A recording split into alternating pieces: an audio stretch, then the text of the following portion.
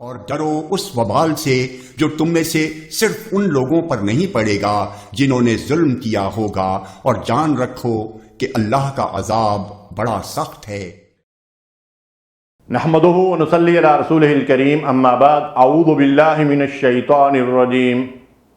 وضرب اللہ مثلا قریۃ کانت آمنۃ مطمئنۃ یأتیہا رزقہا رغدا من کل مکان فکفرت بانعم اللہ فاذاقہا اللہ لباس الجوع والخوف بما کانوا یصنعون۔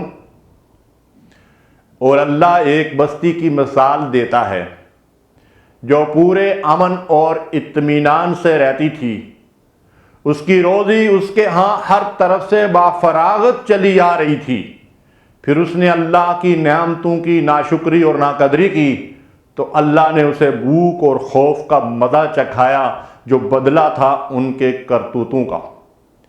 سامعین محترم، اللہ تعالیٰ نے قرآن مجید کے اندر جس بستی کا ذکر کیا ہے، تقریباً تمام مفسرین نے اس کے بارے میں یہ لکھا ہے کہ اس سے مراد کوئی معین بستی نہیں ہے۔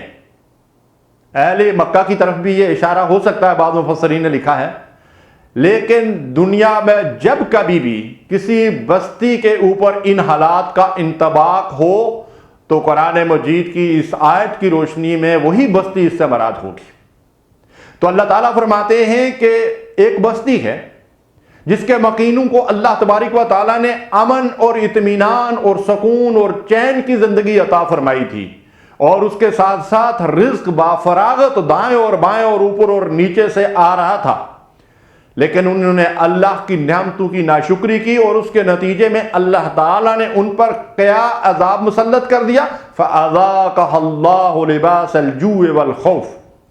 اللہ تعالیٰ نے ان پر بھوک یعنی قحط اور خوف کو مسلط کر دیا، بما کانوا یصنعون، جو ان کے اعمال کا نتیجہ تھا، جو ان کے کرتوتوں کا نتیجہ تھا۔ آج ہم اس بستی کو اپنا جو ملک عزیز ہے اس آیت کا اس کے اوپر انطباق کریں۔ اللہ تعالیٰ نے ہمیں ایک بستی دی، اس کے اندر مکمل اطمینان تھا، سکون تھا، اور دائیں اور بائیں سے اللہ تبارک و تعالیٰ رزق دے رہا تھا۔ ضرورت اس بات کی تھی کہ اللہ کا رزق کھا کر ہم اللہ کے گن گاتے، لیکن ہم نے امریکہ، یہود و نصارہ اور برطانیہ اور غیر مسلموں کے تہذیب کو اپنے اوپر مسلط کیا اور ان کی غلامی کا قلادہ اپنی گردنوں کے اندر ڈال دیا، جس کا نتیجہ یہ ہوا کہ اللہ تبارک و تعالیٰ نے ہمارے اوپر بھی خوف و ہراس اور قحط اور رزق کی تنگی جو ہے اس کو مسلط کر دیا۔ آج ایک زرعی ملک رزق کی کمی کے اندر مبتلا ہے، اور کتنی بدقسمتی ہے کہ دنیا بھر سے ہمارے حکمران بھیک مانگ مانگ کر اس ملک کے نظام کو چلا رہے ہیں۔ سود کے نظام کے اندر ہم جکڑے ہوئے ہیں، قرضوں کے اندر ہمارا بال جو ہے وہ یہ ہے کہ جکڑا جا چکا ہے۔ اس صورتحال سے نکلنے کا راستہ کیا ہے؟ ہم اللہ کی طرف رجوع کریں۔ کس طریقے سے ہم خوف کی کیفیت میں زندگی بسر کر رہے ہیں؟ ڈرون حملوں کا خوف ہو، اور ہمارے اوپر مسلط کی گئی جنگوں کے ذریعے سے خوف ہو، باہمی بغض اور عداوت کا خوف ہو، یا دشمنوں کا خوف ہو۔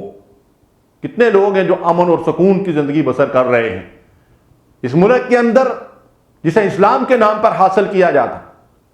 اسلام سلامتی کا دین ہے، ہمارے بچے سلامت نہیں ہیں۔ مائیں صبح اپنے بچوں کو سکول اور کالج میں بھیجتی ہیں اور پیچھے جولی اٹھا کر دعائیں کرتی ہیں کہ یا اللہ ہمارے بچے سلامت واپس لوٹ آئیں۔ یہ بدامنی، یہ کیفیت ہمارے اوپر کیوں مسلط ہوئی؟ اللہ تو ظالم نہیں ہے، ہم ظالم ہیں، ہم نے اپنے اوپر ظلم کیا، اور وہ ظلم یہ ہے کہ ہم نے اللہ سے عہد کیا تھا کہ اگر ہمیں خطہ زمین ملے تو ہم وہاں تیری شریعت کے مطابق زندگی بسر کریں گے، تیری شکر گزاری کریں گے۔ تو محترم سامعین کرام، یہ ناشکری کی سزا ہے۔ ضرورت اس بات کی ہے کہ ہم اللہ کی طرف رجوع کریں، سچے دل سے رجوع کریں، اللہ کے دین کو اپنے سینے سے لگا لیں اور اللہ کی نعمتوں کی قدر پہچانیں تاکہ ہم ذلت اور رسوائی سے نجات حاصل کر سکیں۔ وآخر دعوانا الحمدللہ رب العالمین۔